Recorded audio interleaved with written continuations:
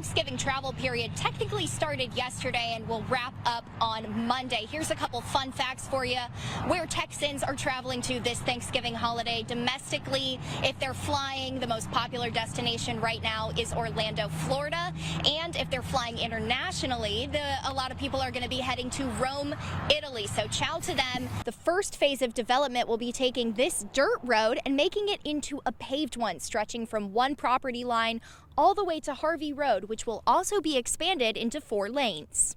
We can assume that basically with this oversaturated ground and those high force winds, it weakened this root ball to the extent where it simply had to tip over and unfortunately did land on this house. Well, Jennifer, I've been here for about 30 minutes. I've seen voters trickling in and out of the hub, but no line to be seen. Now, Elections Administrator Michelle Alcon told us that she didn't really expect a massive turnout today, and that's because of the massive turnout of early voters they've seen in the past 2 weeks.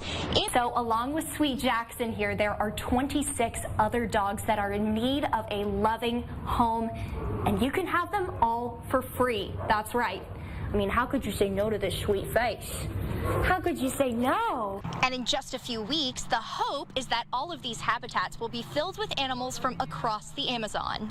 Now, the construction phase of the expansion is already underway, and it's on this land that there will be 90,000 square feet of brand new state-of-the-art facilities that will help Highland increase its production capabilities on a weekly basis. They are, in fact, different sizes, different widths, different lengths, all that, and that's where the whole giant Tetris puzzle comes into play when these crews are trying to put these brick streets back together. That was my sister. That was my best friend. We did everything together back then. It has been over 22 years since Matthew Bowman was told his best friend wasn't coming back. Today, he and other relatives want justice for Nikki Curtis, saying the only thing that will bring them peace is knowing Robert Robertson will never be free. It's not that we believe in the death penalty. It's not because we're rooting for a man to die. We want the truth for Nikki, and we feel like he did it. Bowman says he does not believe any illness, including undiagnosed viral and bacteria pneumonia, caused her death. That is not what caused the bruises on her face, nor the bruise on the back of her head, nor the brain swelling against her skull. All noted in Nikki's autopsy done 2 days after her death. Robertson's defense attorney, Gretchen Swen, points out that Robertson does have a criminal history, but not one involving violent crimes. But there was never a report by anyone that Robert had hurt this child in any way until after he was already arrested and accused using a shaken baby hypothesis. Bowman, in agreement with Texas Attorney General Ken Paxton, says this was never a shaken baby case, defending it with the cause of death on the autopsy report, blunt force head injuries. I don't think he needs a new trial. I think we've done everything in the book. We've heard every side. We've heard many of his stuff. Monday, with assistance from Representative Cody Harris of Palestine, a letter from Bowman and 2 other relatives was delivered to the House Criminal Jurisprudence Committee, a group of legislators fighting to prove Robertson's innocence. Bowman says he doesn't blame the justice system for the 20-plus years of litigation. The system didn't fail her. They all told him that he was guilty. They all sent it back. But the legislation, they have failed my sister, and they have made a mockery of her name. My frustration is seeing, the pain they are in and their feeling that Nikki is lost in this story. When I think that is not true. If you were to speak to Robert, Nikki has never been far from his heart. Lauren Tier, KLTV 7 News. It's kind of rough right here, and then kids. Meet Littlefoot, a 30-year-old, 50-pound African sulcata tortoise who was found an unlikely home at Kane Elementary in White House. So this little guy here was rescued from Tucson, Arizona, made it all the way 16 hours to Waco, and then back here to Kane.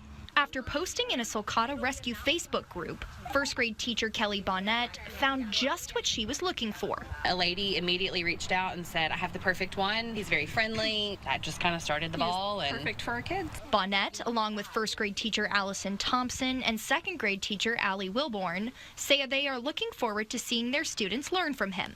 Students like this group. every time like he walks by, you kind of smile because he cheers you up when you're sad. Should I give him a little one?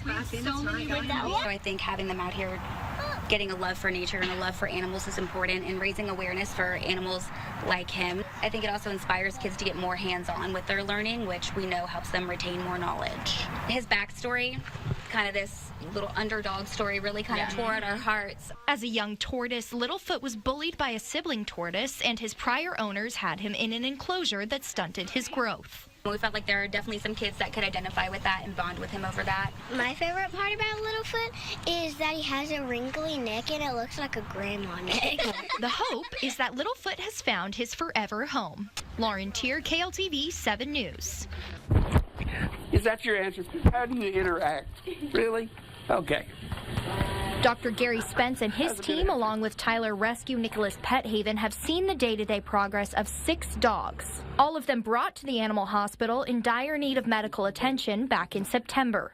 4 months and 15 pounds later, Julie here is ready to find a loving home. But Dr. Spence says there's a caveat. So they're all ready for adoption.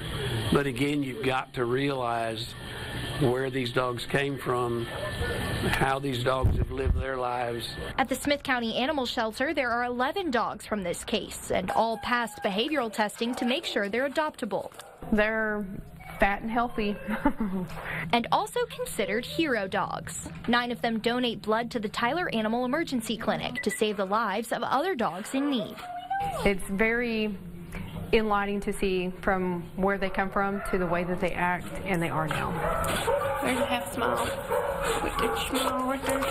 While adoption applications are open to anyone, the shelter will be running background checks on all applicants. They also will require meet and greets between any dogs people might already own and the dog they are looking at adopting. These guys certainly don't deserve what they've been through.